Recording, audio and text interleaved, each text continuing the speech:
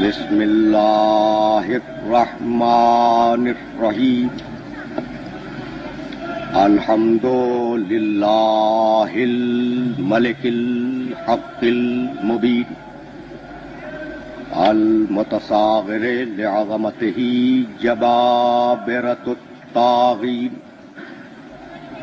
المتخاضع لکبریائہ عتاۃ المتمردین المعترف بربوبیتہ سائر الخلق اجمعین والصلاة والسلام والتحیۃ والاکرام علی اشرف النبیین وخاتم المرسلین سیدنا و مولانا ابی القاسم محمد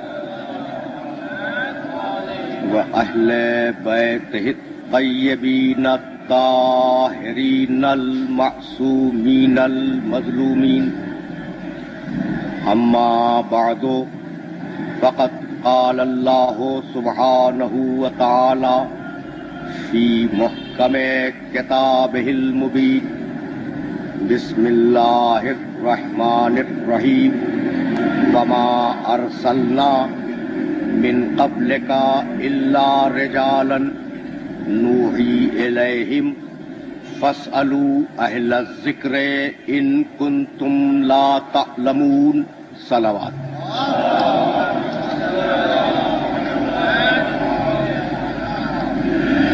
عزیزان محترم، موضوع آپ کے علم میں ہے. اس موضوع کے سلسلے میں میں نے سرنامہ کلام میں سورہ نحل کی ایک آیت کی تلاوت کا شرف حاصل کیا.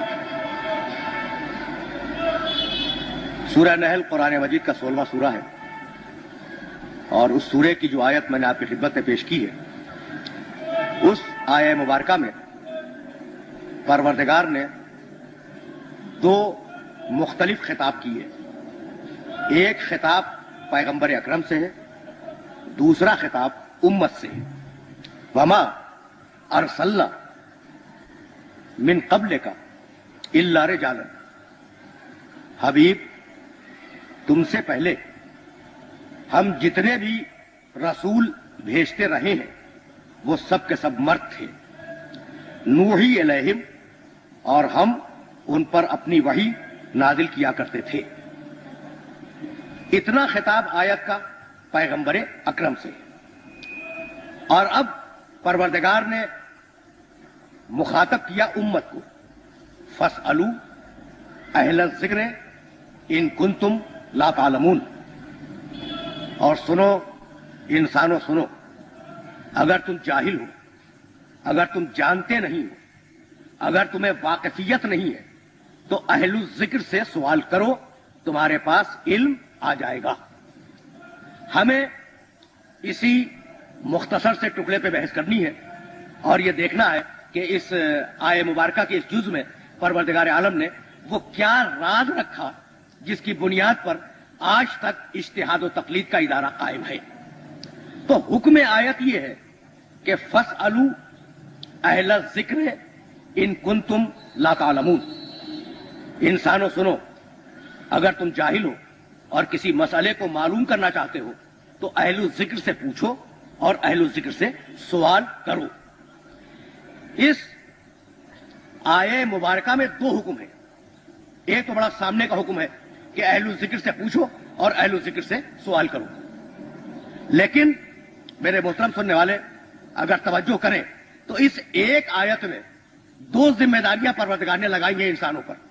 بھائی پہلی ذمہ داری تو یہ ہے جو آیت میں واضح ہے کہ اہل الذکر سے پوچھو، اور دوسری ذمہ داری جس کو آیت میں واضح نہیں کیا گیا وہ یہ ہے کہ پہلے یہ تو معلوم کرو کہ اہل الذکر ہے کون.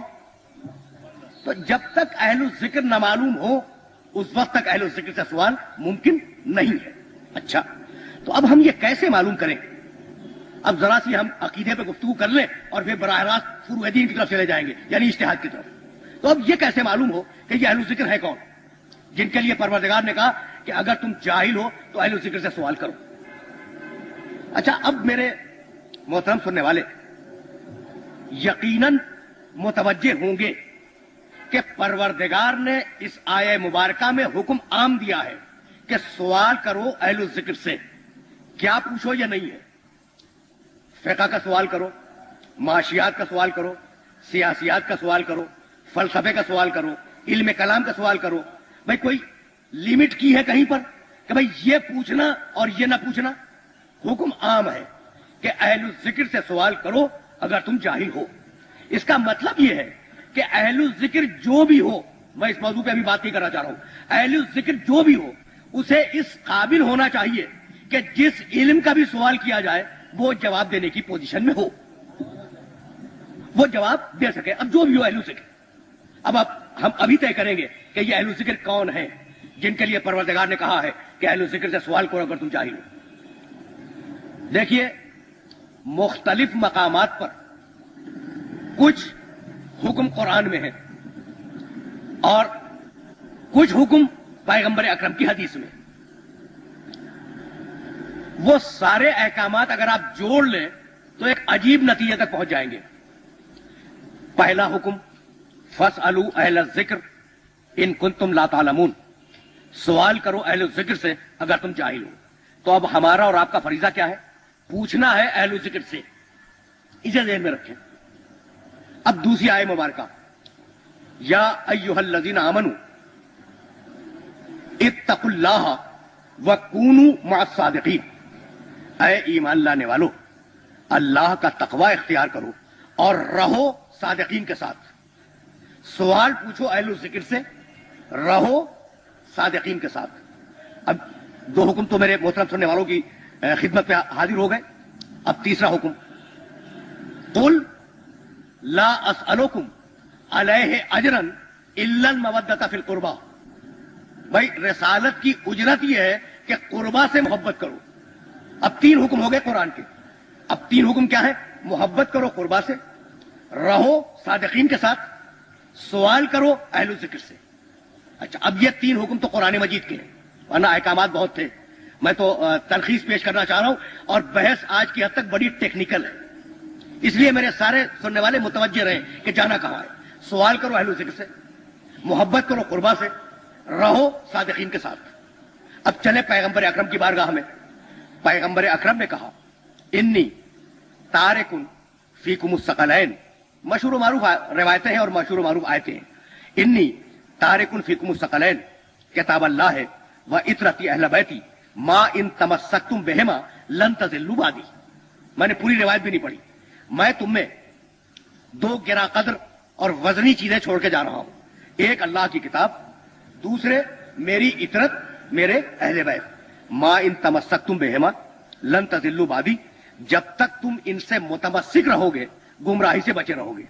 سوال کرو اہل ذکر سے، رہو صادقین کے ساتھ، محبت کرو قربا کے ساتھ، اور اب چوتھا حکم کیا ہے؟ تمسک کرو اہل بیت کے ساتھ۔ چار حکم ہو گئے، اور اب پھر واپس چلے قرآن کی طرف۔ یا ایھا الذین آمنوا اطیعوا اللہ و اطیعوا الرسول و اولی الامر منکم، اطاعت کرو اولو الامر کی۔ یہ احکامات دیکھتے جائیں۔ اب میں پھر دوہرا رہا ہوں ان نوجوان دوستوں کے لیے جو بعد میں آئے کہ بھائی رہو صادقین کے ساتھ، سوال پوچھو اہل ذکر سے، محبت کرو قربا سے، تمسک رکھو اطرت سے، اطاعت کرو اولو الامر کی۔ یہ حکم سامنے آ گئے نا۔ اب پھر پیغمبر نے کہا مثل اہل بیتی کا مثل سفینۃ نوح من رکبھا نجا ومن تخلف عنہا غرق وہوا۔ میرے اہل بیت کی مثال نوح کی کشتی کی مثال ہے، جو سوار ہو جائے وہ نجات پا جائے، جو منہ کو پھیرے وہ ہلاک ہو جائے، وہ ڈوب جائے۔ تو سوار ہو جاؤ سفینہ اہل بیت میں۔ اب کتنے احکامات ہیں اور کتنے عجیب و غریب احکامات ہیں۔ بھائی رہنا ہے اگر آپ کو تو صادقین کے ساتھ رہیں، محبت کرنی ہے تو قرآن کے پاس جائیں، اطاعت کرنی ہے اولو الامر کے پاس جائیں، سوال پوچھنا ہے اہل ذکر کے پاس جائیں، سوار ہونا ہے اہل بیت کے پاس جائیں، تمسک اختیار کرنا ہے اطرت کے پاس جائیں۔ بھائی یہی تو ہے نا۔ تو اب میں پوچھوں اپنے سارے محترم سننے والوں سے کہ اگر یہ 5 الگ الگ لوگ ہوں، اہل الذکر، اولو الامر، صادقین، اطرت، اہل بیت، 5 لفظ ہے نا، تو اگر یہ 5 الگ الگ لوگ ہوں اور ایک ہو نارتھ ناظم آباد میں، دوسرا ہو کھارا در میں، تیسرا ہو لانڈی میں، چوتھا ہاؤس وے کے اوپر رہتا ہو، تو آپ سوال پوچھنے کے لیے بھاگیں گے اہل الذکر کے پاس، رہنے کے لیے بھاگیں گے صادقین کے پاس، تمسک کے لیے بھاگیں گے اطرت کے پاس، سوار ہونے کے لیے بھاگیں گے اہل بیت کے پاس، تو ساری زندگی بس وہی میں گزر جائے گی. بھائی ہے یا نہیں؟ یعنی راستے ہی میں ساری زندگی گزر جائے گی. تو یہ منطق نہیں ہے، یہ ممکن نہیں ہے کہ پروردگار اور پروردگار کا پیغمبر ایسے حکم دے جس میں زندگی برباد ہو جائے. یعنی اگر اولو الامر مشرق میں ہو، اہل الذکر مغرب میں ہو، قربا شمال میں ہو، اطرت جنوب میں ہو، تو ایک کے پاس رہنا ہے، دوسرے کی اطاعت کرنی ہے، تیسرے سے تمسک کرنا ہے، چوتھے سے سوالات پوچھنے ہیں. تو اب یہ ممکن نہیں ہے کہ آپ مشرق مغرب شمال جنوب بھاگتے پھریں. اس لیے عقل یہ کہتی ہے کہ جو قربا ہوں گے وہی اطرت ہوں گے، وہی اہل بیت ہوں گے، وہی صاحب امر ہوں گے، اور وہی اہل الذکر ہوں گے. بات تو واضح ہوئی نا، وہی لوگ اہل الذکر ہوں گے. تو اب پروردگار نے حکم کیا دیا؟ فاسألوا اہل الذکر ان کنتم لا تعلمون، تم سوال کرو اہل الذکر سے اگر تم جاہل ہو. بھائی میرے محترم سننے والے، مجھے نہیں معلوم کہ واقف ہیں یا نہیں، کہ اصول فقہ میں، فقہ کے علاوہ ایک علم ہے جس کا نام ہے اصول فقہ.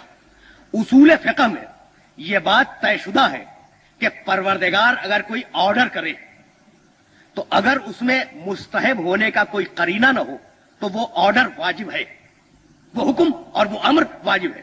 تو پروردگار نے کہا فاسألوا اہل الذکر ان کنتم لا تعلمون، اگر تم جاہل ہو تو اہل الذکر سے سوال کرو. سوال کرو امر ہے. تو اب ہمارا سوال کرنا یہ واجب ہے اور ان کا جواب دینا واجب ہے. اگر یہ تمہید واضح ہو گئی ہو تو جب تک بھی اس کائنات میں اور اس دنیا میں ہمیں اہل الذکر ملتے رہیں گے، ہم اپنی لا علمی کو، اپنے مسائل کو، اپنی مشکلات کو اور اپنے پرابلمز کو اہل الذکر کے سامنے پیش کریں گے. لیکن جب اس دنیا سے اہل الذکر چلے جائے اور رہنے والا اہل الذکر پردہ غیب میں چلا جائے تو پھر اب ہماری پرابلم کیا ہو؟ یہ ہے وہ مسئلہ جہاں تک اپنے سننے والوں کو لے کے آنا تھا کہ بھائی جب تک اہل الذکر سامنے ہے، نماز پوچھنی ہے ان سے پوچھو، روزہ پوچھنا ہے ان سے پوچھو، حج پوچھنا ہے ان سے پوچھو. لیکن اگر اہل الذکر اڑ جائیں اور ایک اہل الذکر ایسا ہو جو پردہ غیب میں بیٹھ جائے تو اب ہماری پرابلم کیسے حل ہو؟ تو بہت توجہات مبذول رہے. میں نے ابھی 19، 20 اور 21 رمضان کی شبوں میں تقریر کرتے ہوئے ایک مسئلہ چھیڑا تھا اور میں چاہ رہا ہوں کہ اس مسئلے کی کچھ تشریحات اور کچھ تفصیلات آپ کی خدمت میں پیش کروں تاکہ یہ بات کھل کے آپ کے سامنے آ جائے. بھائی ہمیں پوچھنا تھا اہل الذکر سے، اور آج اہل الذکر میں سے کوئی بھی موجود نہیں ہے ایسا جسے ہم پوچھ سکیں، اور اگر ہے تو پردہ غیب میں ہے، اس کی ہماری بات نہیں ہو رہی. اب ہم کریں کیا؟ تو یہ مسئلہ جسے ہم اور آپ سوچ رہے ہیں بیٹھے ہوئے کہ ہم کیا کریں، اسے صدیوں پہلے سوچا گیا، اور صدیوں پہلے جو سوچا گیا تو اس کا جو نتیجہ نکلا وہ نتیجہ آپ کی خدمت میں پیش کر رہا ہوں. یہ ذہن میں رہے کہ مسئلہ بہت ٹیکنیکل اور بڑا فنی ہے، اور میں کوشش یہ کروں گا کہ آسان ترین لفظوں میں اس مسئلے کو آپ کی خدمت میں پیش کروں اور زیادہ تفصیلی بات بھی نہیں کروں گا، مختصر بات کروں گا. پہلی بات تو یہ ہے کہ قرآن نے کہا، یہ آیت بھی سورہ نحل میں ہے، وَيَوْمَ نَبْعَثُ فِي كُلِّ أُمَّةٍ رَسُولًا عَلَيْهِمْ مِنْ أَنفُسِهِمْ وَجِئْنَا بِكَ عَلَى هَؤُلَاءِ شَهِيدًا وَنَزَّلْنَا عَلَيْكَ الْكِتَابَ تِبْيَانًا لِكُلِّ شَيْءٍ وَهُدًى وَرَحْمَةً وَبُشْرَى لِلْمُسْلِمِينَ. 16واں سورہ ہے اور آیت کا نشان ہے 89، 89. لمبی آیت تھی، میں ترجمہ فقط اس ریلیونٹ پورشن کا کر رہا ہوں. نزلنا علیک الکتاب تبیانا لکل شیء، حبیب ہم نے اس کتاب کو نازل کیا اور اس کتاب میں ہر شے کا کھلا کھلا بیان موجود ہے. تو اب پہلا حل تو بہت ہی آسان ہے کہ بھائی اہل الذکر اگر موجود نہ ہو اور اہل الذکر کی آخری فرد اگر غیبت میں موجود ہو اور ہمارا اسے کوئی کانٹیکٹ براہ راست نہ ہو سکے تو قرآن تو ہے نا، اور قرآن کے لیے دعویٰ ہے تبیانا لکل شیء، ہر شے کا اس میں کھلا کھلا بیان موجود ہے. اب عزیزان محترم، یہ ہے قرآن مجید کا دعویٰ کہ ہر شے کا کھلا کھلا بیان اس قرآن میں موجود ہے. دور کیوں جاتے ہیں؟ موٹی سی بات میں آپ سے پوچھ لوں کہ بھائی سور کی حرمت کا ذکر قرآن میں ہے، لیکن 6,500 آیتوں میں قرآن مجید کی کہیں دکھلا دے کتا نجیس ہے. کتے کی نجاست کا تذکرہ پورے قرآن میں نظر نہیں آتا، ظاہری طور پر کہیں موجود نہیں ہے. اچھا، تو قرآن تو کہہ رہا تھا تبیانا لکل شیء، اس میں ہر شے کا کھلا کھلا بیان موجود ہے. تو جب ہر شے کا کھلا کھلا بیان موجود ہے تو کتے کی نجاست تو ہونی چاہیے نا، لیکن بظاہر نظر نہیں آ رہی ہے. تو بھائی بات کیا ہے؟ بات کل اتنی ہے، کبھی موقع ہوا تو تفصیلات بھی عرض کروں گا، آج تو میں فقط تلخیص عرض کرنا چاہ رہا ہوں. بات کل اتنی ہے کہ آم کی گٹھلی لے کر آپ میری ہتھیلی پہ رکھ دیں اور میں قرآن کی قسم کھا کے کہوں کہ اس ہتھیلی میں آم کا پورا درخت ہے، آپ جھٹلا سکیں گے میری قسم کو؟ بھائی گٹھلی میں ہے تو اس گٹھلی میں آم کا پورا درخت تو ہے. اچھا، جب آم کا پورا درخت اس گٹھلی کے اندر ہے تو آپ میری ہتھیلی پہ اسے رکھیں اور رکھنے کے بعد پانی دیتے رہیں. بھائی اگر میری ہتھیلی 10,000 سال تک بھی رہے اور آپ بھی 10,000 سال زندہ رہے اور پانی دیتے رہے تو گٹھلی پھوٹے گی اس ہتھیلی پر؟ نہیں پھوٹے گی.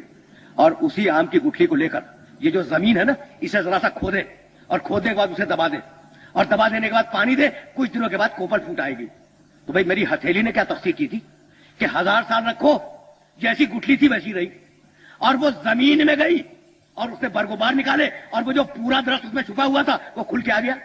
تو بات ہے زمین کی، اگر زمین صالح ہوگی تو گٹھلی درخت بن جائے گی، اور اگر زمین فاسد ہوگی تو گٹھلی گٹھلی ہی رہے گی. تو چونکہ ہمارے ضمیر اتنے صالح نہیں ہیں کہ ہم قرآن کی ہر آیت کے راز کو سمجھ سکیں، اس لیے ہمارے لیے یہ پرابلم ہے کہ ہمیں کتے کی نجاست نہیں ملتی. لیکن وہ جس کے اوپر یہ کتاب اتاری گئی، وہ جو راسخون فی العلم ہے، وہ جو اس کتاب کے وارث ہیں، ان کے لیے ان کا سینہ قرآن کی صالح زمین ہے، وہ جب چاہے اس میں سے نکال لیں. اس لیے اب تنہا قرآن کافی نہیں ہے جب تک کہ اس کے ساتھ سنت رسول نہ ہو. لیکن میں بہت گریجولی آگے بڑھ رہا ہوں. اب تنہا قرآن کافی نہیں ہے جب تک کہ رسول کی سنت ایڈ نہ کی جائے، اضافہ نہ کیا جائے. اب جائیں آپ قرآن مجید کا سروے کریں تو پورے قرآن مجید میں آیتیں ہیں 6,666، اس سے زیادہ نہیں ہے. اور 6,666 آیتوں میں قصے بھی ہیں، واقعات بھی ہیں، احکام بھی ہیں، مثالیں بھی ہیں، سب کچھ ہے نا. تو احکام ہے ان 6,500 آیتوں میں سے کل 514، اس سے زیادہ نہیں ہے. اچھا، تو اب کتنی آیتیں ہیں جو حکم سے متعلق ہیں؟ 514. ان کو الگ کر کے مفسرین نے الگ تفسیریں بھی لکھی ہیں. تو دنیا کے مسائل لاکھوں، انسانوں کے مسائل کروڑوں، اور آیتیں کتنی؟ 514. تو اب ضرورت ہے نا کہ ان 514 آیتوں کی تشریح کے لیے ہمارے پاس کوئی ایسا فارمولا ہو کہ قیامت تک کے مسائل اس میں نکل سکے. تو اب اضافہ ہوا سنت رسول کا کہ بھائی دیکھو، فقط قرآن کافی نہیں ہے جب تک رسول کی سنت اس کے ساتھ نہ لے لو. اب ہم نے لے لی رسول کی سنت. اب رسول کی سنت کے معنی کیا ہے؟ رسول کا قول، رسول کا عمل، رسول کی تقریر. اس مسئلے کو میں نے مجلس میں چھیڑا تھا اور اب ذرا سی وضاحت کے ساتھ بیان کر رہا ہوں. رسول کہہ دے مان لو، وہ حکم ہے، وہ شریعت ہے. رسول کر دے، کچھ کر رہا ہے رسول تو اگر حرام ہوتا تو رسول نہ کرتا، کر رہا ہے اس لیے اسے مانو، وہ شریعت ہے.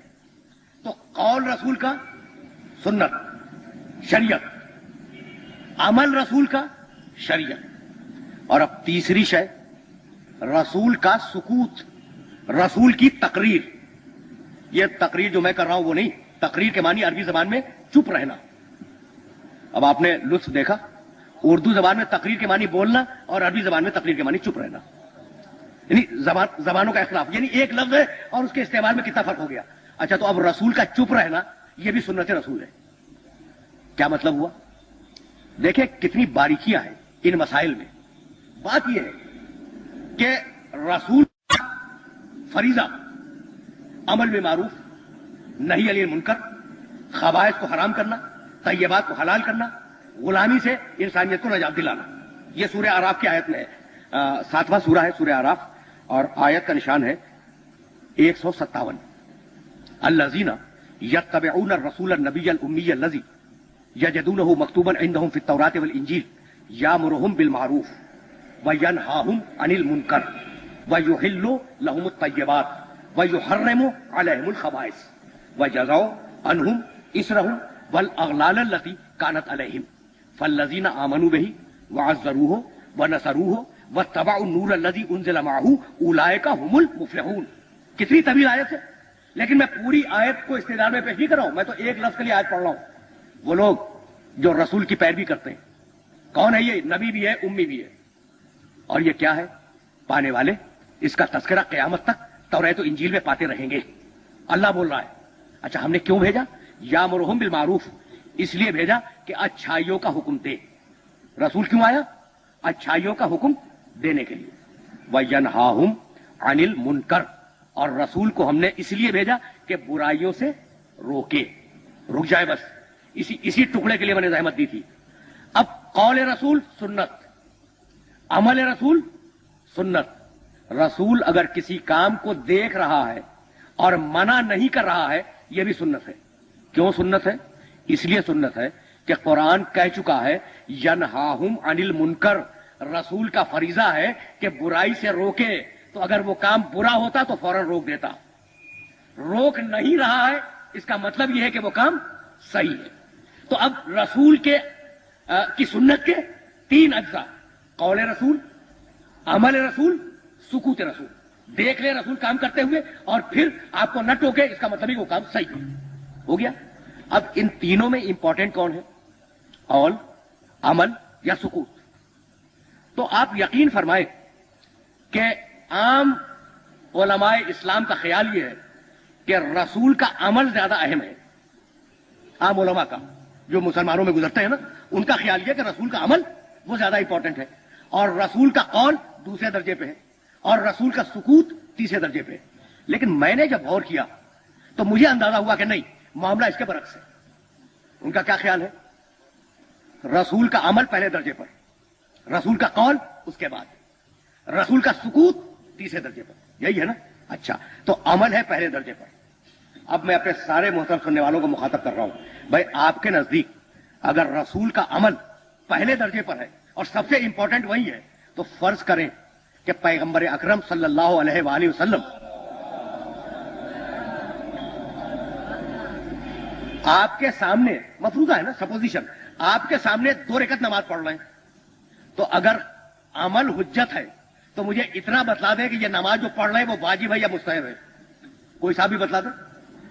नहीं तय हो सकता कि रसूल ने जो नमाज पढ़ी 2 रकअत, वो वाजिब नमाज थी या मुस्तहब नमाज थी। जब तक पैगंबर खुद न बतलाए, उस वक्त तक यह नहीं पता चल सकता कि वो नमाज वाजिब थी या मुस्तहब थी। तो अहमियत कौल की ज्यादा है या अमल की ज्यादा है? तो उलमा इस्लाम की बात कुछ ज्यादा वजनी नहीं है कि अहमियत अमल को ज्यादा है, कौल को कम है। अमल तशरीह का मोहताज है कि मैंने जो ये काम किया। और मैं वाज़ेह कर दूं, पैगंबर अकरम के सामने एक खातून आई। देखिए, सुन्नत पे अमल, भाई हम मुसलमान तो सुन्नत पे अमल करते हैं ना, कि जो रसूल करे वो करो। अब पैगंबर अकरम के पास एक खातून आई और रसूल ने उन्हें देखा, तो अब आप सुन्नत रसूल पे अमल करें, उन्हें भी देखें। आप हो सकता है कि वो पैगंबर के लिए महरम हो, जब भी रसूल देख रहे हैं। तो जो पैगंबर के लिए महरम हो, वो आपके लिए महरम कहां से हो जाएगा? तो अगर अमल ही को हुज्जत करार दे देंगे तो बड़ी खतरनाक मंजिलें आ जाएंगी और बड़े धोखे हो जाएंगे। इसलिए जरूरी है कि पहले दर्जे पर रखा जाए कौल रसूल, दूसरे दर्जे पर रखा जाए अमल रसूल, और तीसरे दर्जे पर रखा जाए सुकूत रसूल। अच्छा, अब हमने रसूल का कौल लिया, रसूल का अमल लिया, और रसूल के सुकूत को हमने ले लिया, और उससे हमने शरीयत बनाई। बहुत तवज्जो रहे, इसलिए कि अब मैं सोर्सेज अर्ज कर रहा हूं। मैंने इस्तिलाहें जानबूझ के छोड़ दी हैं ताकि बहस टेक्निकल न बनने पाए। ये सोर्सेज है लेजिस्लेशन के इस्लाम में, यानी शरीयत के माखिज के शरीयत बनती कैसे। तो अब पहली चीज क्या थी? कुरान, आयतें हैं 514, उनकी तशरीह के लिए हमने रसूल की सुन्नत ले ली। अच्छा, अब आपने रसूल की सुन्नत ले ली था, उनका कौल भी लिया, उनका अमल भी ले लिया, और उनके सामने किसी ने कोई काम किया, रसूल नहीं बोले, आपने उसे भी रिकॉर्ड कर लिया तारीख में। अब वो पूरा रिकॉर्ड आपके सामने आया। तो मैं ये अर्ज कर रहा था कि पैगंबर अकरम से जितनी रिवायतें आई हैं, सिहाह सित्ता में बड़ी एहतियात से बात करनी पड़ती है ना, और दूसरे जखीरा अहादीस में जितनी भी रिवायतें आई हैं, उन सब को जमा करें ان کی تعداد 7,000 سے زیادہ نہیں ہے۔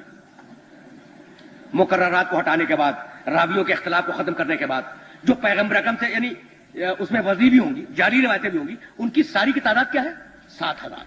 اچھا، تو اب اگر سنت رسول پہ آپ رک جائیں تو 514 وہ آیتیں اور 7,000 حدیث پیغمبر اکرم سے آئیں، تو 7,514 جو مسائل نکلیں گے آپ کے پاس، ان کے حل تو مل گئے نا، قرآن کی آیت میں بھی مل گئے اور پیغمبر اکرم کی روایت میں مل گئے۔ بھائی مسئلہ تو یہ ہے کہ زندگی کہیں رکتی نہیں ہے، زندگی کہیں فریز نہیں ہوتی، معاشرہ ہمیشہ ترقی کرتا رہتا ہے، اور جیسے جیسے معاشرہ ترقی کرے گا ویسے ویسے نئے نئے مسائل پیدا ہوں گے۔ میں مثالیں دوں گا نئے مسائل کی، ایک آدھ کی مثال ابھی آپ کی خدمت میں پیش کروں گا۔ اچھا، تو جب نئے مسائل پیدا ہوں گے تو وہ 7,514 حدیثیں اور آیتیں مل کر کے آپ کے مسئلے کو حل کر دیں گی؟ نہیں حل کریں گی۔ اس لیے حل نہیں کریں گی کہ جس طریقے سے قرآن مبہم ہے کہ سمجھ میں نہیں آتا پوری طریقے سے، اسی طریقے سے سنت رسول بھی مبہم ہے، بہت سی باتیں سمجھ میں آتی ہیں، بہت سی باتیں سمجھ میں نہیں آتی۔ اچھا، تو اب جو ذخیرہ ہے آپ کے پاس وہ ہے 7,514۔ یہ میں مثالیں کر رہا ہوں، ممکن ہے کہ 7,000 سے 2-4 روایتیں اوپر ہوں، اور آپ کے جو مسائل ہیں وہ لا تعداد، صرف توضیح المسائل میں 3,000 کے قریب مسئلے ہیں۔ تو اگر بڑی بڑی فقہ کی کتابیں آپ اٹھا لیں تو 20-25 ہزار مسئلے تو آسانی سے نکل آئیں گے اس میں، چھوٹی سی کتاب میں 3,000 سے زیادہ مسئلے۔ اچھا، تو اب ہم کیا کریں؟ اب اگر فقط رسول کی سنت پر رک جائیں تو آپ واقعی پھنس جائیں گے۔ اس لیے پھنس جائیں گے، اس لیے آپ اس کے اندر انوالو ہو جائیں گے اور پھنس جائیں گے کہ آپ کے پاس 7,000 سے زیادہ روایتیں نہیں ہیں۔ اب ہم پھر واپس چلیں۔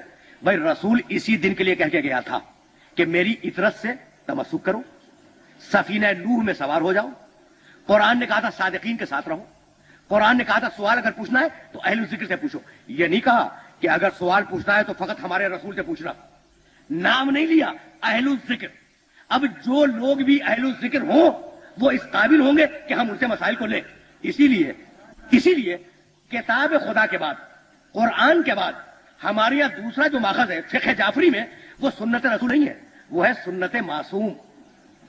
اچھا، تو اگر فرق کیا ہو گیا سنت رسول میں اور سنت معصومین میں؟ فرق یہ ہوا کہ اگر سنت رسول کہیں تو فقط رسول کی سنت حجت ہے، اور اگر سنت معصومین کہیں تو رسول کے ساتھ 13 اور بھی کردار ہوں گے جو اسی مقام پہ ہوں گے جہاں پہ شریعت بنائی جا سکے اور شریعت کے جوابات دیے جا سکے۔ یہی سبب ہے کہ جنہوں نے فقط رسول کی سنت لی ان کے پاس ذخیرہ حدیث میں فقط 7,000۔ میں نے مقررات کے ساتھ کہا ہے، ورنہ اگر آپ کم کریں گے تو شاید 4,000 سے بھی زیادہ نہ بچ سکیں۔ تو جنہوں نے رسول کی سنت کو لیا ان کے پاس 7,000 یا 4,000 روایتیں، اور جنہوں نے معصوم کی سنت کو لیا ان کی کتابیں اگر آپ اٹھائیں تو فقط ایک کافی لے لیں نا، محمد ابن یعقوب کلینی رحمۃ اللہ علیہ کی مرتب کی ہوئی حدیث کی کتاب، تو اس میں 16,000 سے زیادہ ہے۔ تو اب 16,000 مسئلوں کا تو حل آ گیا نا آپ کے پاس۔ بھائی 7,514 کے مقابلے میں 16,000 زیادہ ہے یا نہیں؟ لیکن جو اعتراض میں نے اس 7,000 پہ کیا ہے وہی اعتراض 16,000 پہ بھی ہوگا، اور میرے ہر محترم سننے والے کے ذہن میں ہوگا میں نے کیا اعتراض کیا تھا کہ بھائی چلو قرآن اور سنت رسول کو ملا کر تم نے 7,514 مسئلوں کے حل دے دیے، لیکن اگر 7,515واں مسئلہ آ گیا تو اس کے لیے کہاں جاؤ گے؟ لیکن روایتیں اور حدیثیں تو اتنی ہیں نا۔ اچھا، اب وہ آپ سے پوچھتا ہے کہ چلیے آپ کے پاس حدیثیں زیادہ ہیں، 16,000 ہیں، لیکن اگر مسئلہ آ گیا 16,001 تو اب آپ اس کا حل کیا دیں گے؟ تو ہمارے نقطۂ نظر میں اور اس نقطۂ نظر میں فرق یہ ہے کہ سنت رسول سن 11 ہجری میں ختم ہو گئی، اس لیے کہ پیغمبر اکرم اس دنیا سے تشریف لے گئے، اب ایک حدیث کا اضافہ نہیں ہو سکتا۔ اور سنت معصوم اس لیے ختم نہیں ہوتی کہ اگر مسئلہ پیدا کرنے والے موجود ہیں تو ایک حل دینے والا پردے غیب میں موجود ہے۔ سنت معصوم ختم نہیں ہوئی ہے، سنت معصوم مسلسل جاری ہے۔ تو پہلا ماخذ شریعت کا کتاب خدا، دوسرا ماخذ شریعت کا سنت رسول پلس 13 معصوم یعنی سنت معصومین، یہ دوسرا ماخذ آ گیا۔ اچھا، اب تیسرے ماخذ پہ آ جائے۔ بحث بڑی ٹیکنیکل ہے، یعنی بحث کیا ٹیکنیکل ہے؟ وہ جو عنوان ہے نا اجتہاد اور اختلاف فتاوی، یہ موضوع ہی بڑا ٹیکنیکل ہے، اور اگر میں کچھ آپ کی خدمت میں عرض کرنا چاہتا اصطلاحی لفظوں کو استعمال کر کے تو شاید بات زیادہ آسانی سے واضح ہو جاتی، لیکن اب یہ میری مجبوری ہے کہ مجھے اپنے نوجوان دوستوں تک اس پیغام کو پہنچانا ہے. کتاب خدا، سنت رسول. تیسرا سورس ایک گروہ میں قیاس اور ہمارے یہاں دلیل عقل. چوتھا سورس اجماع، ادھر بھی دوسرے مکاتب فکر میں بھی اور ہمارے یہاں بھی. اب رک جائیں، اب ہو گئے 4. کتاب خدا، سنت معصوم، اجماع پہلے رکھ لیں، اور ایک طرف قیاس، دوسری طرف دلیل عقل. تو ہم نے کتاب خدا ڈسکس کی، سنت معصوم ہم نے ڈسکس کر لی. اب اجماع. اجماع کے معنی کیا ہے؟ اجماع کے معنی یہ ہے کہ 100% مسلمان، پوری دنیا کی جو امت مسلمہ ہے، 100% کسی بات پر متفق ہو جائے. اس کا متفق ہو جانا اس بات کی دلیل ہے کہ یہ بات صحیح ہے. میں بہت عجیب و غریب بات عرض کر رہا ہوں. آپ تو 1500 سال سے اجماع کے خلاف بولتے رہے ہیں نا، تو آسانی سے تو تسلیم ہی کریں گے. لیکن ہے فقہ جعفری میں تیسرا سورس یہی ہے. پہلا سورس قرآن، پہلا ذریعہ شریعت لینے کا، دوسرا ذریعہ سنت معصوم، تیسرا ذریعہ اجماع. تو دوسرے فقہی مکاتب بھی یہ کہا گیا کہ بھائی اس کی دلیل یہ ہے کہ پیغمبر نے کہا تھا لا تجتمع امتی علی خطئین او علی ضلال او علی ضلالۃ. پیغمبر نے فرمایا کہ میری امت پوری کی پوری کبھی گمراہی پہ جمع نہیں ہوگی. اب مخبر صادق کا قول ہے نا، میری امت پوری کی پوری کبھی کسی غلط بات پر اجماع نہیں کرے گی. پوری امت، یہ نہیں کہ مدینے کے مثلا 15 افراد ہوں یا مدینے کے 27 افراد ہوں، نہیں، پوری امت. پوری امت غلط بات پر کبھی اجماع نہیں کرے گی. تو انہوں نے ریزلٹ یہ دیا کہ اگر یہ پیغمبر اکرم نے فرمایا ہے تو اس کا مطلب یہ ہے کہ اگر سارے مسلمان کسی بات پر جمع ہو جائے تو وہ بات صحیح ہوگی. بات تو معقول ہے نا، بات معقول ہے. لیکن ہمارے پاس دلیل یہ نہیں ہے. اب ہم اپنی دلیل دینا چاہتے ہیں. بھائی یہ بتائیں، بہت توجہ رہے، کہ وہ جو آپ کا آخری امام غیب میں بیٹھا ہوا ہے اس کا کام کیا ہے؟ کوئی کام تو ہوگا نا. تو جس طریقے سے ایک اندیکھی طاقت گمراہ کر رہی ہے، اسی طریقے سے وہ فی الحال نظر نہ آنے والا انسان ہدایت کر رہا ہے. اسے ذہن میں رکھیے گا. تو اس غیب میں بیٹھنے والے امام کا فریضہ یہ ہے کہ اگر کوئی غلط بات ہو رہی ہے تو وہ حق بات کہہ دے، چاہے سامنے آئے یا نہ آئے، کسی کے دل میں ڈال دے، کسی کے کان میں کہہ دے، القاء کرے. یعنی صحیح بات معاشرے میں ہر زمانے میں موجود رہے. یعنی ضروری نہیں سب لوگ مان لیں، سب تو مانے بھی نہیں، لیکن اس کا یہ فریضہ ہے کہ کسی غلط بات پر ساری امت کو جمع نہ ہونے دے.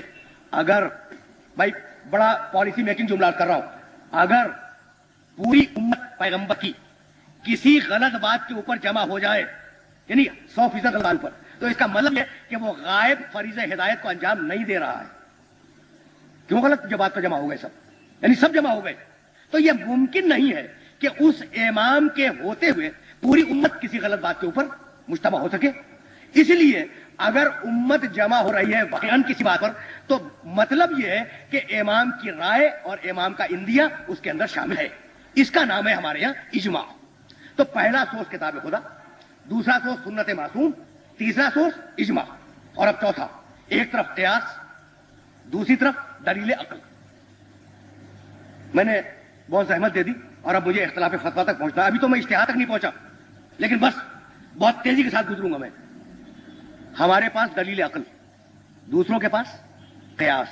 میں قیاس کے معنی اسے دیکھا، یہ ملتا جلتا ہے اس سے، اس لیے جو اس کا حکم وہ اس کا حکم، یہ ہے قیاس.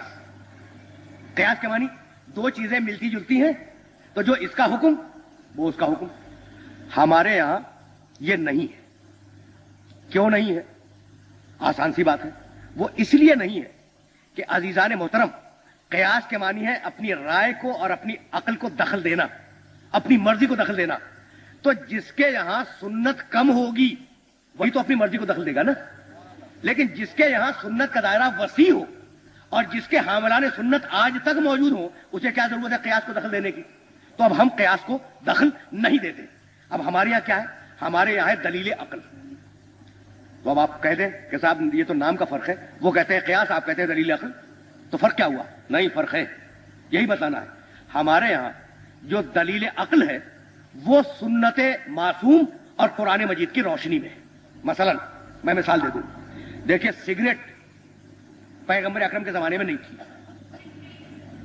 سگریٹ نوشی، حقہ کم سے کم اس کلچر میں نہیں تھا، کوئی حکم نہیں ہے سگریٹ کے سلسلے میں، اور ہمارے مجتہدین بھی پیتے رہے مباح سمجھ کر. دلیل کیا ہے بھائی؟ جب کوئی حکم نہیں ہے تو وہ حرام بھی ہو سکتا ہے، حلال بھی ہو سکتا ہے نا. ایک آیت ہے قرآن کی، اور عجیب و غریب آیت ہے، سورہ بنی اسرائیل میں. یہ دلیل عقل سمجھانے کے لیے عرض کر رہا ہوں. ما کننا معذبین حتی نبعث رسولا. اللہ فرماتا ہے کہ ہم کسی پر بھی اس وقت تک عذاب نہیں کرتے جب تک اس کے پاس پیغام نہ پہنچا دیں. بات تو بڑی واضح ہے نا. قوم لوط کے پاس پیغام آ گیا، انہوں نے نہیں مانا، عذاب آ گیا. قوم نوح کے پاس پیغام پہنچا، انہوں نے نہیں مانا، عذاب آ گیا. تو پروردگار کیا کہہ رہا ہے کہ ہم کسی انسان پہ بھی عذاب نازل نہیں کرتے جب تک اس کے پاس پیغام نہ پہنچا دیں. رزلٹ کیا نکلا؟ رزلٹ یہ نکلا کہ اللہ کی سیرت میں میسج بھیجے بغیر عذاب دینا نہیں، اللہ کی سنت میں اور اس کی سیرت میں پیغام دیے بغیر عذاب دینا نہیں ہے. اب مجتہد نے رزلٹ کیا نکالا؟ مجتہد نے رزلٹ یہ نکالا کہ اگر یہ تمباکو حرام ہوتی تو ہمارے پاس پیغام آیا ہوتا. کتنا کلیئر کٹ رزلٹ ہے، کتنا کلیئر کٹ اجتہاد ہے جو اس کے اندر سے نکلا.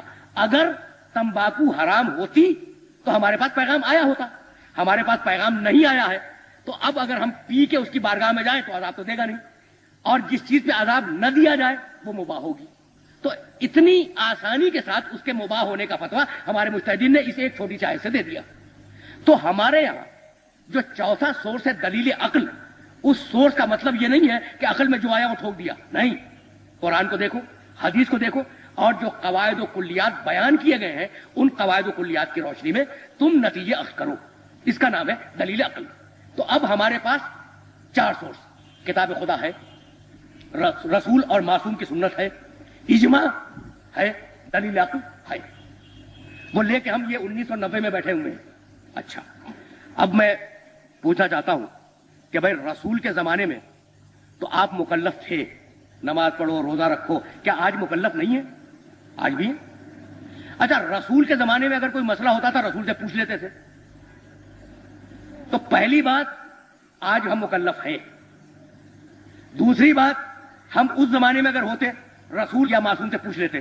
آج نہ رسول ہے نہ معصوم ہے. نمبر 2 رزلٹ دے رہا ہوں. نمبر 3، ہمیں رسول اللہ کی کتاب دے گیا، اپنی سنت دے گیا، اور اپنے بعد 13 معصوموں کی سنت دے کے گیا. یہ نمبر 3 ہے. پھر سنیں، ہم مکلف ہیں نمبر 1. نمبر 2، آج ہمارے پاس کوئی معصوم نہیں ہے کہ ہم ڈائریکٹ اس سے پوچھ سکیں. یہ نمبر 2. نمبر 3، لیکن وہ رسول بندوبست کر کے گیا ہے، خدا کی کتاب دے کے گیا، اپنی سنت دے کے گیا، اور اپنے ساتھ 13 معصوموں کی سنت دے کے گیا. نمبر 4، اب اگر ہم اس کتاب کو براہ راست سمجھ سکتے ہیں، اس کی سنت کو براہ راست سمجھ سکتے ہیں، معصومین کی سنت کو براہ راست سمجھ سکتے ہیں، تو ہم بینی و بین اللہ اسے سمجھے اور جو حکم اس میں سے نکالے وہی ہمارے حق میں اللہ کا حکم ہوگا. تو اب وہ لوگ جو واقعاً حدیث سمجھتے ہیں، سنت سمجھتے ہیں، کتاب خدا کو سمجھتے ہیں، قرآن کی ساری تفسیروں سے آگاہ ہیں، طریقہ استنباط سے واقف ہیں، ان کا فریضہ شرعی ہے کہ وہ اس عہد میں جب معصوم سامنے موجود نہیں ہے کہ ڈائریکٹ اس میں سے نکالے اور نکالنے کے بعد اس پہ عمل کرے. تو مجتہد تو چھوٹ گیا کہ اس نے کتاب دیکھی، سنت دیکھی، اور دیکھنے کے بعد رزلٹ نکالا، اور رزلٹ نکالنے کے بعد اس نے عمل کر لیا. آپ کیا کریں اور میں کیا کروں مثلا؟ بھائی اب پبلک کیا کرے، ہے نا؟ تو اب پبلک کو پھر واپس چلنا پڑے گا ان معصوموں کی بارگاہ میں کہ ان سے انڈیکیشن ملے اور ان سے ڈائریکشن ملے. تو میں یہ عرض کر رہا تھا کہ بھائی 4 ہیں نواب ارباج کہلاتے ہیں، 4. ان 4 کے آخری ہے علی ابن محمد سیمری. سن 329 ہجری میں ان کا انتقال ہوا. علی ابن محمد سیمری. انہوں نے خط لکھا امام کے نام. خط کا جواب آیا، وہ ٹیکسٹ، وہ جواب آج تک بہار الانوار میں، کافی میں اور دوسری جگہوں پہ موجود ہے۔ پہلے تو سوالات کے جوابات دیے امام نے، اور اس کے بعد کہا کہ اے علی ابن محمد سیمری، 1 ہفتے کے اندر تم اس دنیا سے اٹھ جاؤ گے اور تمہارا انتقال ہو جائے گا، اور میں غیبت کبریٰ میں چلا جاؤں گا۔ فمن ادعى الرؤيا فهو كذاب مفتر۔ اور اب جو غیبت کبریٰ میں گیا تو کوئی شخص اگر میری رویت کا دعویٰ کرے، میرے مشاہدے کا، میری رویت یعنی میرا دیکھنا، اس کا دعویٰ کرے، ادعا کرے یعنی نیابت کا ادعا کرے، تو وہ کذاب ہے اور جھوٹا ہے۔ تو اب خطوط امام کے پاس جاتے تھے، امام جواب نہیں دیا کرتے تھے، بات تو مکمل ہو گئی نا۔ اب میں جا رہا ہوں، یہ خطوط والا کانٹیکٹ ختم ہو گیا، تو وہ عمل حوادث الواقعہ فرجعوا الی روات احادیثنا۔ دیکھو قیامت تک آنے والے جتنے بھی مسائل ہیں ان میں ہمارے راویان حدیث کی طرف رجوع کرنا، جو لوگ ہماری حدیثوں کی روایت کرتے ہیں ان کی طرف رجوع کرنا۔ یہ نہیں کہا کہ اپنی عقل سے مسئلے حل کر لینا، عقلی گردے لڑاتے رہنا اور جو الٹا سیدھا سمجھ میں آ جائے اس پہ عمل کر دینا۔ نہیں، ہم حدیثیں دے کے جا رہے ہیں، ہم اپنے اقوال دے کے جا رہے ہیں، ہم قرآن مجید کی تشریح دے کے جا رہے ہیں۔ تو قیامت عمل حوادث الواقعہ، قیامت تک آنے والے جتنے بھی تمہارے مسائل ہیں تمہارے، ان سب میں کس کی طرف رجوع کرو؟ ہماری حدیثوں کی روایت کرنے والوں کی طرف رجوع کرو۔ تو یہ جو ہمارے یہاں ایک کیٹیگری بنی ہے جنہیں ہم مجتہدین کہتے ہیں، یہ در حقیقت معصومین کی حدیثوں کے راوی ہیں۔ یہ فقہ سمجھتے ہیں، اصول فقہ سمجھتے ہیں، طریقہ استنباط سے واقف ہیں، صحیح حدیث کو سمجھتے ہیں، غلط حدیث کو سمجھتے ہیں، کون سی تقیہ میں بیان کی گئی، کون سی تقیہ میں نہیں بیان کی گئی، ان ساری چیزوں کو سمجھتے ہیں۔ اور کرائیٹیریا وہی ہے کہ بھائی ہم مکلف ہیں، معصوم ہمارے سامنے نہیں ہے، کتاب پوری طرح واضح نہیں ہے، تو اب جو بھی رسول ہمیں دے کے گیا ہے اس سے جو ہم استنباط کریں گے اور جو ہم اخذ کریں گے، اس اخذ و استنباط کو ہم اپنے لیے حجت قرار دیں گے۔ تو ان کے لیے تو حجت ہو گیا، لیکن 12ویں نے غیبت کبریٰ میں جاتے جاتے پوری انسانیت کو اور اپنے پورے چاہنے والوں کو یہ حکم دیا کہ تم اگر کسی مسئلے میں پھنس جاؤ اور تمہاری اگر کوئی پرابلم ہو تو تم ہماری حدیث کے راویوں کی طرف رجوع کرو۔ اب اس راوی حدیث کو آپ چاہے مفتی کہہ لیں، چاہے مرجع کہہ لیں، چاہے مجتہد کہہ لیں، چاہے کچھ اور کہہ لیں، حکم امام یہ ہے کہ اگر تم کسی مسئلے میں پھنس جاؤ اور اٹک جاؤ اور تمہیں اس مسئلے کا حل نہ معلوم ہو تو اس کی طرف رجوع کرو۔ اور یہی حکم قرآن تھا کہ فاسألوا اہل الذکر ان کنتم لا تعلمون، اگر تم جاہل ہو تو اہل الذکر سے سوال کرو۔ میں بدرجہ مجبوری 45 دقیقوں کے اوپر اس گفتگو کو تمام کر رہا ہوں، اس لیے کہ ابھی سوال و جواب کا سلسلہ شروع ہونا ہے۔ وآخر دعوانا ان الحمدللہ رب العالمین۔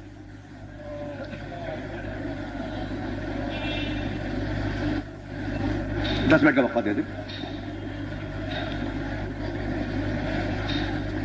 ایک جملہ میں اور کہہ دوں، میں نے بہت سے مسائل اس لیے نہیں چھیڑے کہ میں جان رہا ہوں کہ میرے محترم سننے والوں کے ذہن میں وہ باتیں ہوں گی اور وہ سوالات کریں گے، تو انشاءاللہ جب کریں گے تو ان مسائل کو میں چھیڑوں گا۔ بسم اللہ الرحمن الرحیم۔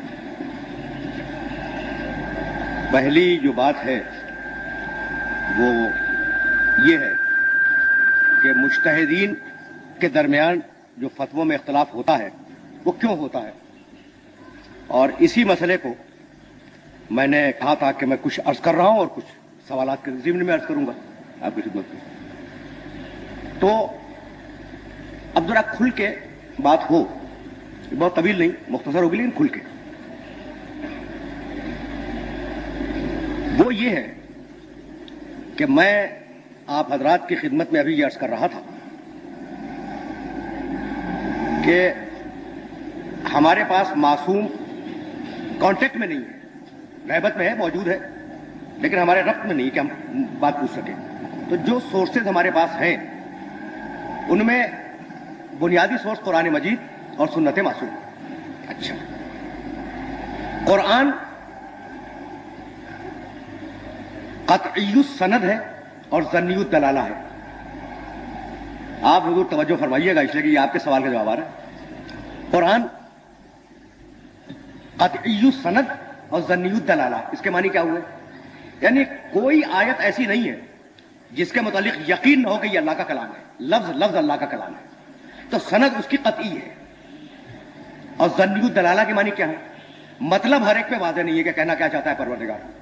یعنی اگر کوئی شخص چھاتی ٹھوک کے یہ کہے کہ اس آیت میں اللہ نے یہی مراد لی تھی اور میں شیور ہوں کہ بھئی یہی ہے, تو وہ کافر ہو جائے گا. اس لیے کہ مراد الہی اللہ جانے, اللہ کے معصوم بندے جانے, یہ تیسرا کہاں سے آ گیا درمیان میں؟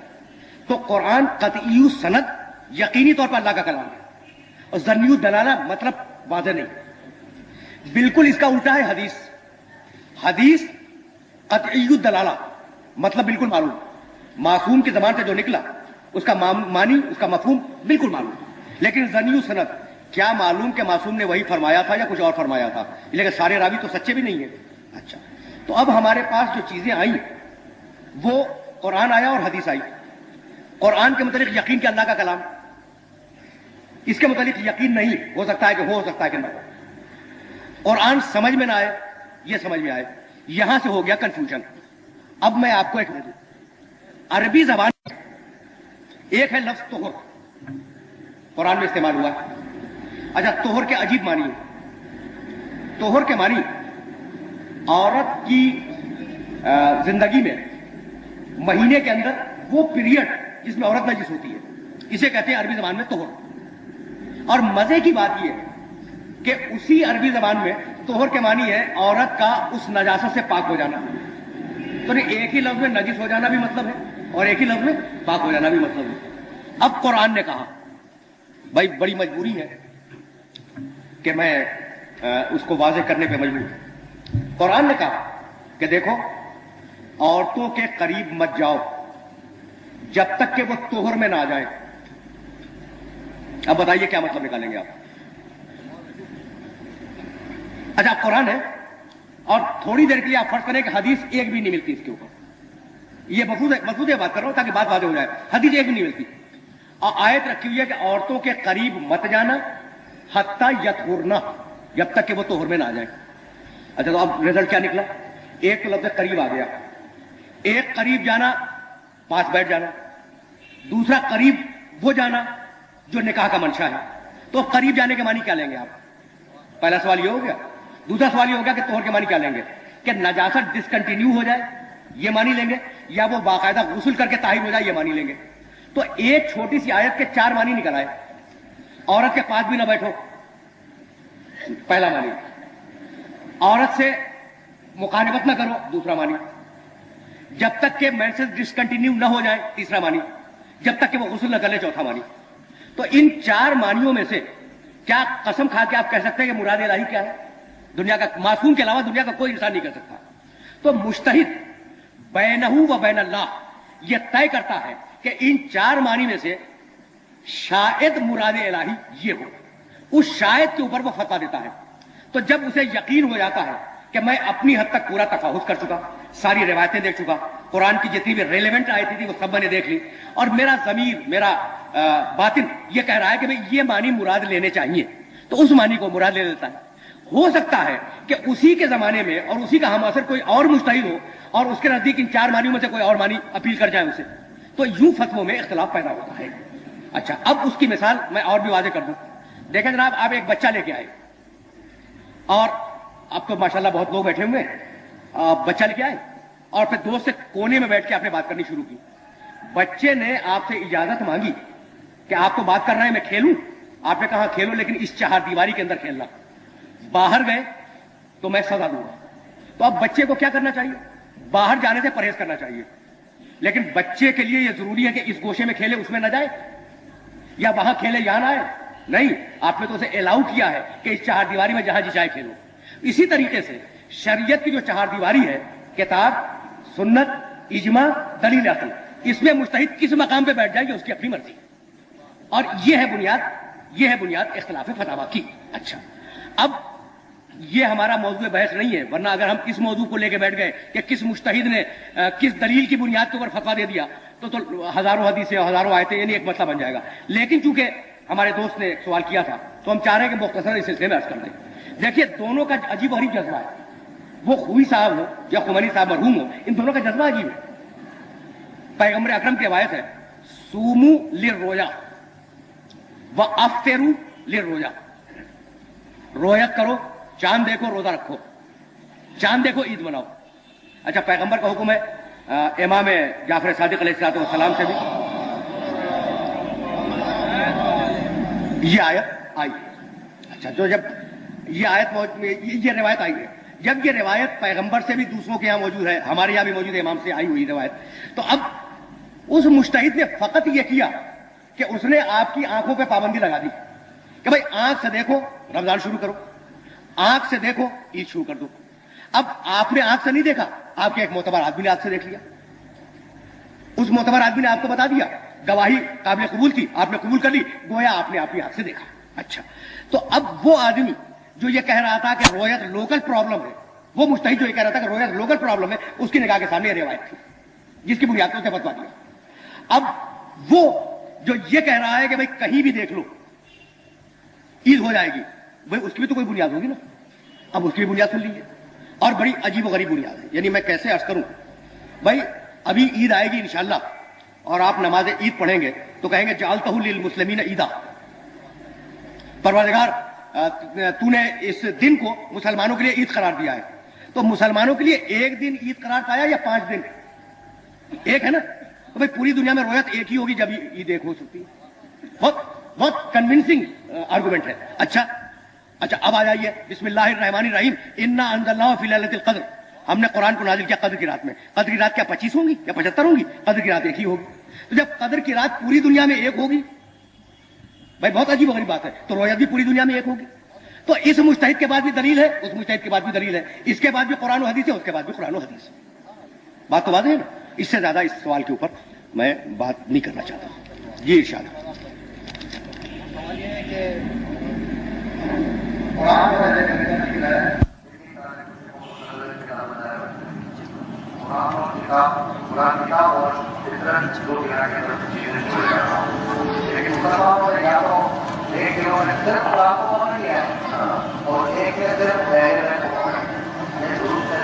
یہ بڑی اچھی بات ہے، یہ معقول بات ہے کہ پیغمبر اکرم کی روایت ہے کہ انی تارک فیکم الثقلین کتاب اللہ ہے و عطرتی اہل بیتی. تو اب یہ چونکہ بھائی گفتگو تو اجتہاد پہ ہو رہی ہے، تو اجتہاد میں حدیث بڑی امپورٹنٹ ہے، اور حدیث میں یہ دیکھنا ہوتا ہے کہ کتنے راویوں نے یہ کہی، راوی کیسے کیسے تھے. تو یقین کریں کہ 2 حدیثیں ہیں، ایک ہے انی تارک فیکم الثقلین کتاب اللہ ہے و عطرتی اہل بیتی، اور دوسری حدیث ہے انی تارک فیکم الثقلین کتاب اللہ و سنتی. یہ بھی ہے. 14 طریقوں سے یہ روایت آئی ہے. یعنی میں 2 برابر کی وزنی چیزیں چھوڑ کے جا رہا ہوں، ایک اللہ کی کتاب دوسرے عطرت، اور میں 2 برابر کی وزنی چیزیں چھوڑ کے جا رہا ہوں، ایک اللہ کی کتاب دوسرے اپنی سنت. تو 14 طریقوں سے روایت آئی ہے. اب جب چیک کریں گے آپ علم الحدیث کی کتابوں کو تو آپ کو اندازہ ہوگا کہ 13 طریقوں سے ہے عطرتی و اہل بیتی، اور کل 1 طریقے سے ہے کتاب اللہ و سنتی. یعنی سنتی کا راوی 1 ہے اور اہل بیتی کا راوی 13 ہے. تو اگر مزاج میں اکثریت ہے اور جمہوریت ہے تو وہ 13 والوں کی بات مان لیجئے. نہیں، بہت بڑی آسان سی اور بڑی سیدھی سی بات ہے کہ مزاج میں اگر آپ کی اکثریت ہے تو اکثریت راویوں کی کہتی ہے کہ عطرتی اہل بیتی کہا تھا.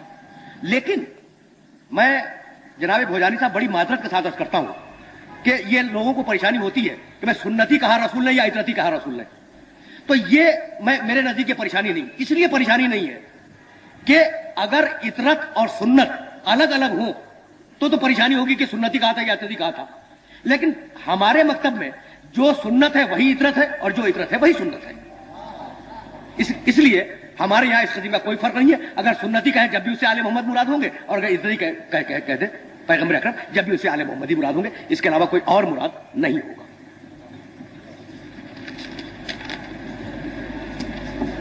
مولانا صاحب، آپ نے کہا کہ تمباکو نوشی جائز ہے، مگر تمباکو نوشی سے انسانی جسم میں بہت سے ایفیکٹ ہوتے ہیں، بہت سے مرض ہوتے ہیں، اور خدا نے کہا کہ اپنے جسم کو تکلیف نہ پہنچاؤ. تو کیا اس صورت میں بھی جائز ہے؟ ظاہر ہے کہ جائز ہے. بھائی جب مجتہدین نے فتویٰ دے دیا، اب یہاں اجتہاد کا ڈیبیٹ تو ہو نہیں رہا ہے کہ اب میں کتاب و سنت آپ کے سامنے پیش کروں. آیت میں نے پیش کر دی، آرگومنٹ مجتہدین کا آپ کے سامنے دے دیا. لیکن جائز کا مطلب یہ تو نہیں ہے کہ آپ ضرور کریں اور واجب ہو گیا اور مستحب ہو گیا. مکروہ ہے، کراہت ہے. اور یہ بھی ہے کہ یہ جو تمباکو نوشی ہے وہ اگر عادت بنا لی جائے تو مضر ہے، لیکن بطور دوا اگر استعمال کی جائے تو مفید ہے. تو اس حد تک تو یقیناً جائز ماننا پڑے گا جو بطور دوا ہو.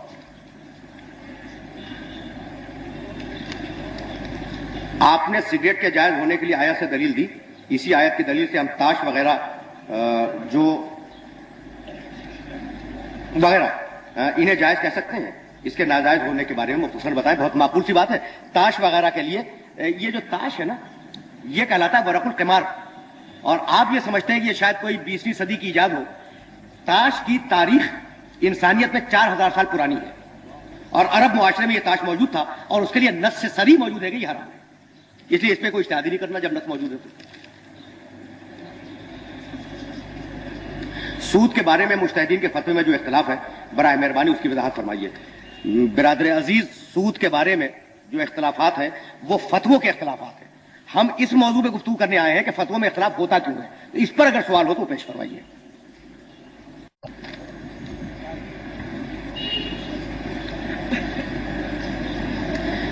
مولانا صاحب، آپ نے اپنی تقریر کا نتیجہ یہ اخذ کیا کہ کسی بھی مسئلے کا حل اہل ذکر کے پاس مل جائے گا، یعنی دوسرے الفاظ میں مجتہدین کے پاس جوابات موجود ہیں. کیا تقلید ان سے سوالات کرنے کا نام ہے؟ کیا دنیا کے کسی مسئلے، مثلا چیریٹی یا پتہ نہیں کیا لکھا ہے، کیمسٹری کے سوال کا جواب مجتہدین کے پاس مل جائے گا؟ اگر نہیں تو کیا سائنٹسٹ بھی مجتہد کہلائے گا؟ بہت اچھی، بہت معقول بات ہے اور بڑا معقول سوال ہے. میں نے یہ نہیں کہا کہ مجتہد اہل ذکر ہے. اہل ذکر تو معصومین ہیں. اور میں نے یہ جملہ اشارتاً کہہ دیا تھا اپنے محترم سننے والوں کی خدمت میں کہ بھائی حکم بڑا عام ہے، فاسألوا اہل ذکر، سوال کرو اہل ذکر سے.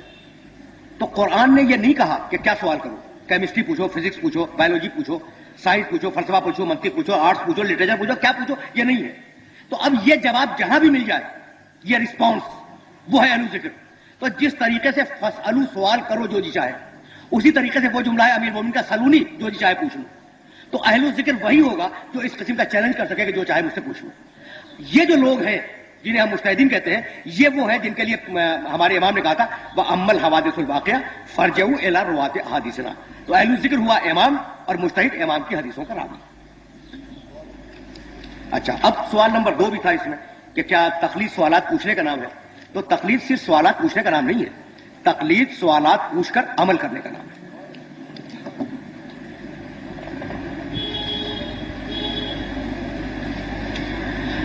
اسلام میں کوئی بھی چیز ہو یا جائز ہوگی یا ناجائز، اور یہ ہر مسلمان کے لیے ہے، مگر ہمارے یہاں فتوے میں بہت سی باتیں ایسی ہیں جن میں ایک کا فتویٰ جائز ہے اور ایک کا ناجائز.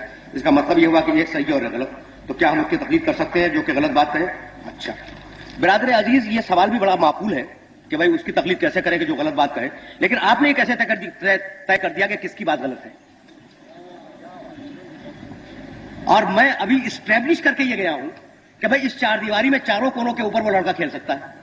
تو معصوم نے جب ایک فریم ورک دے دیا آپ کو کہ بھائی کتاب، سنت، اجماع اور دلیل عقل اس کے اندر رہنا ہے، تو اگر اس فریم ورک سے باہر گیا تو غلط ہے. اور فریم ورک کے اندر ہے تو چار کیا دو کے خلاف کی بات کرنا. 25 مجتہد بھی اگر 25 باتیں کہیں تو سب کی سب صحیح ہے. اچھا، اور امام محمد باقر علیہ السلام نے یہ فرمایا تھا کہ علینا ان نلقی الیکم الاصول وعلیکم ان تفرعوا. ہمارا کام یہ ہے کہ ہم تمہیں اصول بتلائیں. یعنی آپ پبلک سے نہیں کہا، اپنے شاگردوں سے کہا جو صحابہ کرام بیٹھے ہوئے تھے. ہمارا کام ہے کہ ہم تمہیں اصول بتائیں. وعلیکم ان تفرعوا، اور تمہارا کام یہ ہے کہ تم اس میں سے نتیجے نکالو اور نتیجے نکالنے کے بعد فتوے دو. تو یہ جو فتوے دینے کا عمل ہے، تو کبھی دو آدمی ایک رائے پہ متفق نہیں ہوتے. لیکن اگر ایک آدمی کتاب و سنت کے خلاف بول رہا ہے تو یقینی غلط ہے. اور اگر دونوں کتاب و سنت ہی سے رزلٹ نکال رہے ہیں تو اب یہ تو علم خدا میں ہوگا کہ واقع حقیقی حکم کیا ہے. لیکن ہماری حد تک وہ دونوں صحیح ہیں. اور ہماری تکلیف شرعی یہ ہے کہ ہم جس مجتہد کی تقلید کر رہے ہیں اس کے فتوے پہ عمل کریں، دوسرے کو ٹچ نہ کریں اور دوسرے کی توہین نہ کریں. اس لیے کہ دوسرا جو ہے وہ بھی کتاب و سنت سے نکال رہا ہے، اپنی رائے سے نہیں.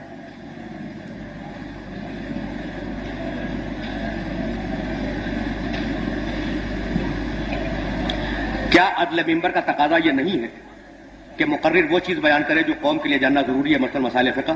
عدل ممبر کا تقاضا یہ نہیں ہے. بہت سوال ہی تھا. اچھا، اس لیے کہ مسائل فقہ تو ہر وقت بیان کرنا چاہیے، صرف ممبر کا تقاضا تھوڑی ہے. آپ گھر میں بیٹھے جب بھی مسائل فقہ بیان کریں، باپ اپنے بیٹے کو بتائے، بھائی اپنے بھائی کو بتائے، استاد اپنے شاگرد کو بتائے. فقہ کے بغیر تو ایک قدم آگے نہیں چل سکتا آدمی. تو فقط ممبر سے منحصر کرتے ہیں. زندگی کے ہر موڑ کے اوپر فقہ جاننی ضروری ہے. کیا ہم روزہ رکھ کر کسی دوسرے شہر جا سکتے ہیں؟ اگر ہم جا سکتے ہیں تو کس وقت، دوپہر یا شام، وضاحت کر دیجئے. اگرچہ ہمارے موضوع سے متعلق نہیں ہے، لیکن یہ کہ زوال کے بعد سفر کر سکتے ہیں روزہ رکھ کر.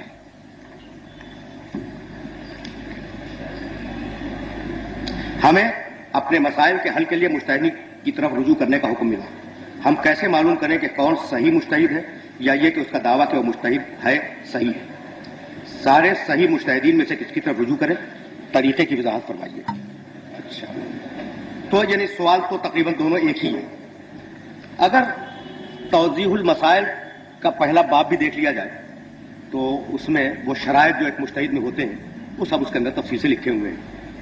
لیکن ذرا اب وہ بالغ ہو اور عاقل ہو اور اثنا عشری ہو اور حلال زادہ ہو اور وغیرہ وغیرہ، یہ سب شرطیں ہیں. اصل جو کیس ہے وہ کیس یہ ہے جناب کہ اجتہاد حاصل کرنے کے لیے کتنے علوم کی ضرورت ہے. میں ابھی آپ سے کہہ رہا تھا کہ 4 تو موٹے موٹے سورسز ہیں: کتاب خدا، سنت معصوم، اجماع اور دلیل عقل. لیکن یہ جو 4 موٹے موٹے سورس ہیں نا، ان کو اپنے قابو میں کرنے کے لیے جن علوم کا سہارا لینا پڑتا ہے، اس میں پہلے عربی زبان، دوسرے عربی صرف، تیسرے عربی نحو، چوتھے عربی لغت. یہ چاروں الگ الگ چیزیں ہیں.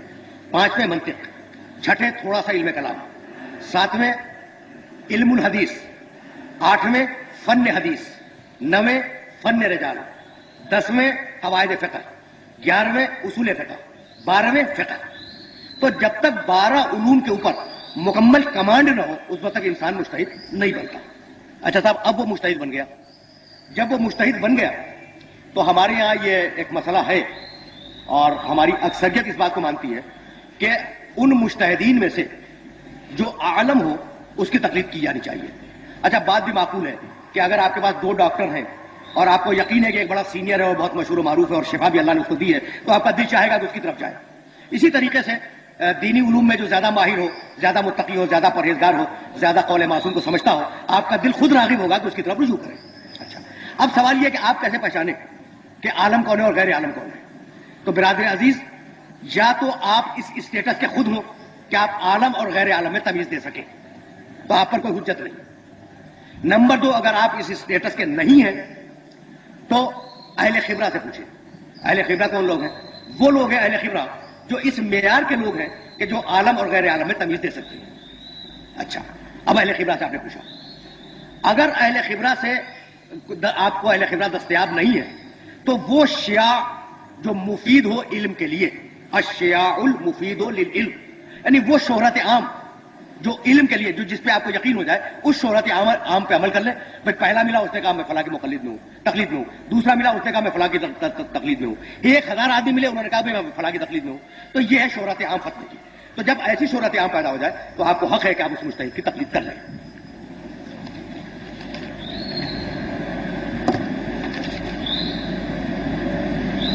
آخر خدا نے آخری امام کو غیبت کے پردے میں چھپا کر تقلید وغیرہ کے مسئلے سے ہمیں کیوں دوچار کیا؟ آپ دیگر 11 اماموں کی طرح ہم بھی ڈائریکٹ امام کی اطاعت میں رہتے، نہ کہ مجتہد تقلید میں. بات تو بڑی معقول ہے. ہمارے یہاں ایک گروہ ہے جو تقلید وغیرہ مانتا ہی نہیں. وہ کہتے ہیں کہ قرآن خود پڑھو، خود سمجھو اور عمل کرو. ان کے بارے میں کیا حکم ہے؟ کیا اردو میں کوئی ایسی جامع کتاب ہے جو مجتہد کے فتویٰ کے اختلافات اور دیگر باتوں کے بارے میں تفصیل سے آگاہ کر سکے؟ نام بتا دیجیے. تو برادر عزیز، اردو میں تو کوئی جامع کتاب خود فقہ پہ نہیں ہے، تو فتوے کے اختلافات پہ کیا ہوگی؟ یہ ہماری بدقسمتی ہے کہ ہماری زبان میں ایسی کوئی کتاب نہیں ہے. اور اختلاف فتاوی بڑے اونچے درجے کی کتابوں میں ہے، جیسے جواہر الکلام ہے، ہدایت الناظرہ ہے، جو ہماری فقہ کی 40 اور 50 جلدوں کی کتابیں ہیں، یہ ان کے اندر ہے. تو اردو میں ایسی کوئی کتاب موجود نہیں ہے. دوسرا سوال یہ ہے کہ ہمارے یہاں ایک گروہ ہے جو تقلید وغیرہ کو مانتا ہی نہیں. وہ کہتے ہیں کہ قرآن خود پڑھو، قرآن خود سمجھو اور عمل کرو. کیا کہنا ہے ابھی؟ قرآن واقعی خود پڑھنا چاہیے، خود سمجھنا چاہیے، عمل بھی کرنا چاہیے. لیکن جیسا کہ میں کہہ رہا تھا آپ سے کہ بھائی کتے کی نجاست کہاں سے معلوم کرے قرآن میں؟ اور جب نجاست نہیں ملی تو گلے لگا کے بیٹھ جائیے. تو آپ مجبور ہیں کہ قرآن کو اس کے صحیح مفسر سے لیں، اور قرآن کے صحیح مفسر تک اگر آپ کی ڈائریکٹ رسائی ہو گئی، یعنی آپ راوی حدیث ہو گئے، تو آپ خود مجتہد ہو گئے. تو مجتہد سے تقلید حرام ہے. اور اگر نہیں ہوئے تو آپ مجبور ہیں اسے سوال کرنے پر. سوال کر لیا تو آپ مقلد ہو گئے. تو تیسری کوئی قسم نہیں ہے. تیسری کوئی قسم نہیں ہے. یعنی اگر آپ ڈائریکٹ قرآن کو سمجھ سکتے ہیں، ایک ترجمہ پڑھ کے نہیں، ترجمے تو ہر مترجم نے اپنے اسٹائل سے ترجمہ کیا ہے. اگر آپ میں اتنی اہلیت ہے کہ ڈائریکٹ قرآن کو سمجھ سکتے ہیں تو کیا کہنا ہے؟ جب قرآن کو سمجھتے ہیں تو آپ حدیث کو سمجھیں گے، آپ ہو گئے مجتہد، تو آپ پر سے تقلید حرام ہو گئی. لیکن اگر نہیں ہے اتنی صلاحیت تو پھر مناسب نہیں ہے کہ آپ ترجمے کے اوپر عمل کریں. اگر آپ نے کسی ترجمے پہ عمل کر لیا تو آپ اس مترجم کے مقلد ہو گئے، تو تقلید کے خلاف تو بات پھر بھی نہیں گئی. یا مولا